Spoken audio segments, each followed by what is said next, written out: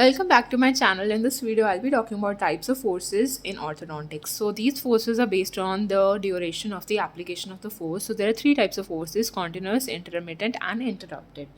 So coming on to the first one. Now continuous force, it is basically an active orthodontic force that decreases till the little in magnitude between the appointments. Okay, so it decreases little between the magnitude between the appointments. Yeah. So it is an active orthodontic force that decreases little in magnitude between appointment periods. Now, basically, to understand this, you can take an example of a light wire appliance. Now, a very important requisite is that the active component, it should be highly flexible.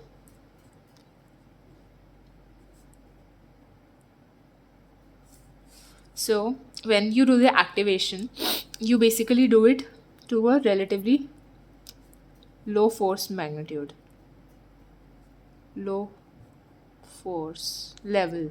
Okay, so it leads to direct resorption of root socket, should occlude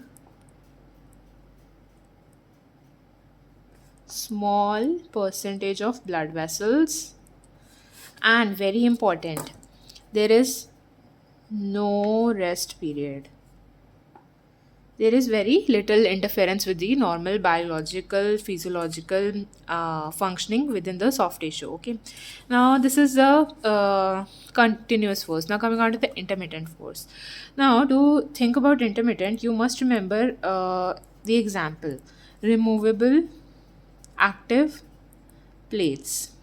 Okay, all these forces you can just remember by the examples only, and then you will understand how to write about it. Now they should deliver intermittent forces. Now what happens is the appliance, it should be highly stiff.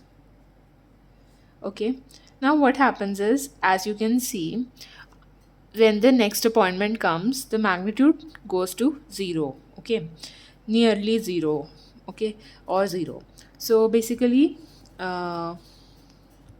force decays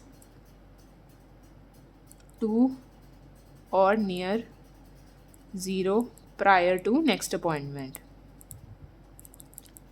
Now in this, what the dentist has to do is 2 times the activation, so that there is high force exerted. Then what happens is undermining resorption.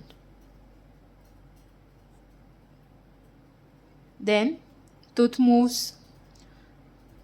Then force decays before the next appointment. Then force decays. Now when the force decays till the next appointment, the soft tissue, which was necrosed soft tissue, repairs. Then resumption of blood flow to periodontium. Okay, then again the person goes to the dentist, activates the appliance, again tooth movement occurs. All right, now coming on to the interrupted force. Now for remembering interrupted force, you can remember about the orthopedic appliances, or the extraoral appliances worn at night. Okay, so example is this.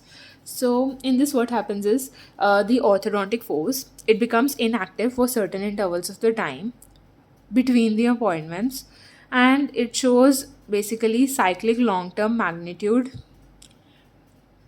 time patterns changes. Okay, now there are certain prerequisites. First of all, it should deliver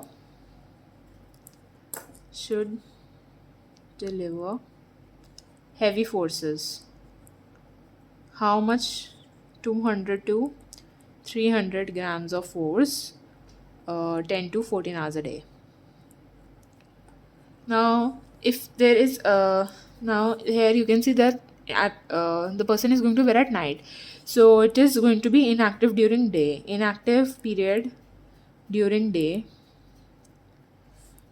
should be enough to allow recovery. Okay. So this completes the types of forces. Now I'll just sum up once again. For continuous force, remember light wire appliance. For intermittent removable appliance, and for this extraoral appliance which is worn during night. Active component should be highly flexible. Here it should be highly stiff. Activation, low activation, 2 times the activation. Low force, low level force. There to a very high level force. Undermining resorption, here you will see direct resorption. Okay, there is no rest period. So force decays, soft tissue, all right.